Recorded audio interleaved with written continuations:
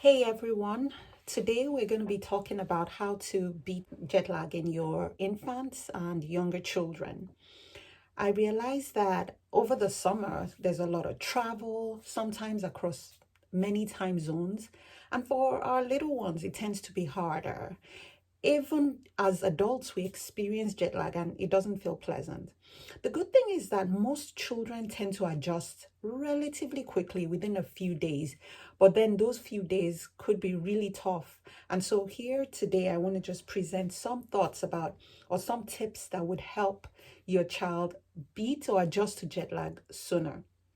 So, the first thing is realizing that when you're flying eastward, it's harder than when you're flying westward, right? Because when you're flying westward, you still have time in the day because the time zone is behind for them to catch up. But then when you're flying eastward, you realize that you just have little time to really make up. So just bear that in mind.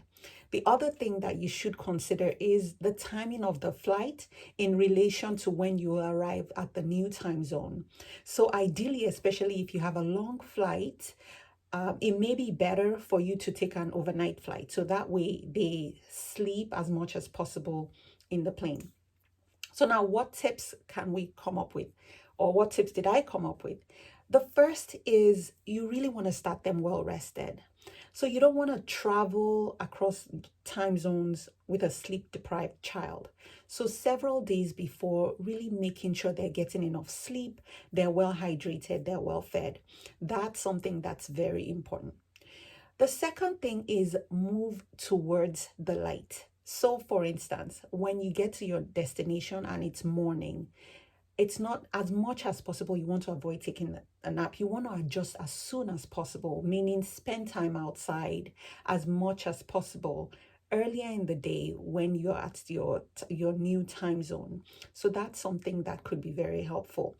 Now it depends. The time of the light exposure too can vary. So for instance, if you're going west, then usually they talk about making sure that you expose them to the midday light as much as possible, say around 2 p.m. or so. Of course, use your sunscreen.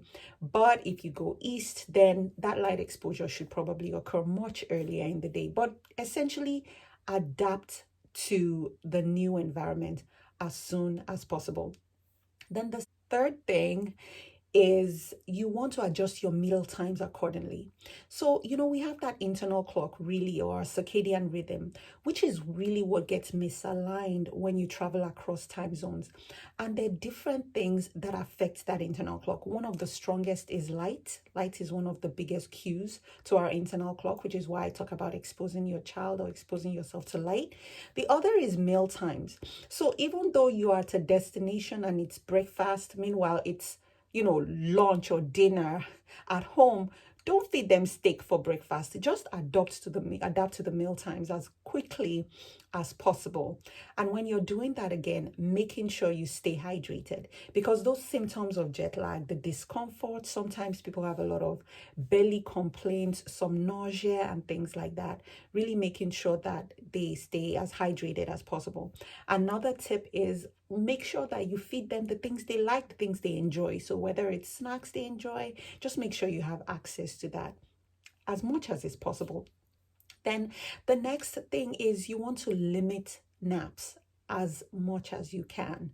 The reason why is depending on how far off they are from their typical bedtime. You don't want them to take long naps. So they should definitely take naps, but you don't want this nap to be long and overdrawn, because if you're not careful, depending on where they are, they maybe end up getting their night's worth of sleep as a form of a nap. So set an alarm. And so if you have a younger child that maybe would take a nap for about 2 hours, you want to make sure they wake up after that 2 hours rather than just letting them sleep on, because that might affect their ability to stay asleep at night.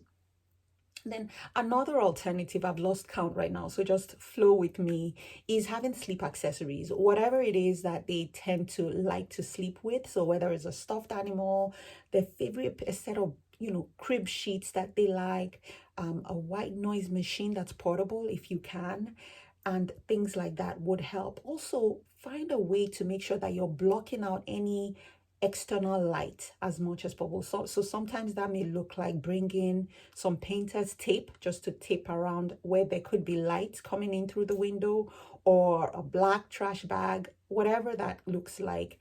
Bring that with you, because you want it to seem as much like the new time zone, and at night you want them to get as much sleep as possible. Now, if they wake up in the middle of the night, which is going to happen, especially within those first 1 or 2 days, the important thing is treat it like a nighttime awakening.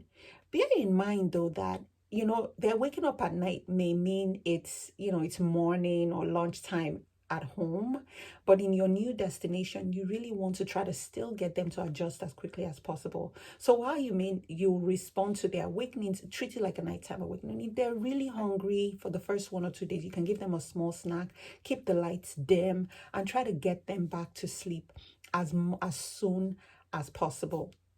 And then finally, there are questions about, should I use melatonin and things like that. Now, for children less than 3, I typically don't recommend using that.